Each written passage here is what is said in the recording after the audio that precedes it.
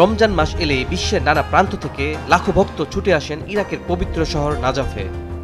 কিন্তু শুধু প্রার্থনা করাই নয়, তারা নিয়ে যেতে চান নাজাফের এক মূল্যবান স্মারক, নাজাফ পাথর।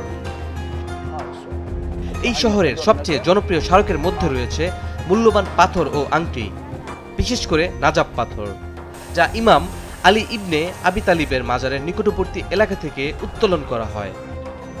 এই পাথরগুলিকে পবিত্র বলে মনে করা হয় এবং এই পাথর শুধু সৌন্দর্যের জন্য নয়, অনেকে বিশ্বাস করেন এটি আশীর্বাদপূর্ণ, এর মাধ্যমে পাওয়া যায় আধ্যাত্মিক শক্তি।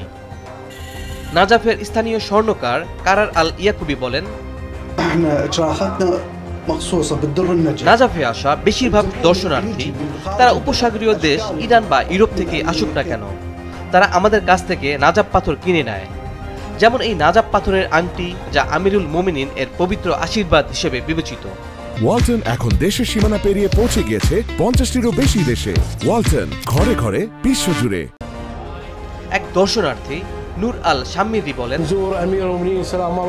এই পবিত্র রমজান মাসে আমরা আমিরুল মোমিনিনের জিয়ারতে আসি এবং নাজাফের ভূমি থেকে আশীর্বাদ স্বরূপ কিছু মূল্যবান পাথর সংগ্রহ করি।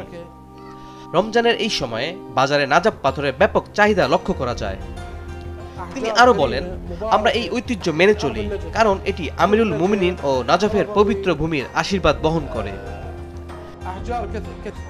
ইরান থেকে আসা দর্শনার্থী বাসমান জামিনী বলেন, আমরা নাজাফ পাথর কিনি কারণ এটি আমাদের জন্য মূল্যবান পাথর, কারণ এটি ইমাম আলীর সাথে সম্পর্কিত, এটি শক্তিতে পরিপূর্ণ, বরং এটি বিশ্বাসীদের জন্য আধ্যাত্মিক শক্তি এবং প্রেরণার উৎস হিসেবে কাজ করে।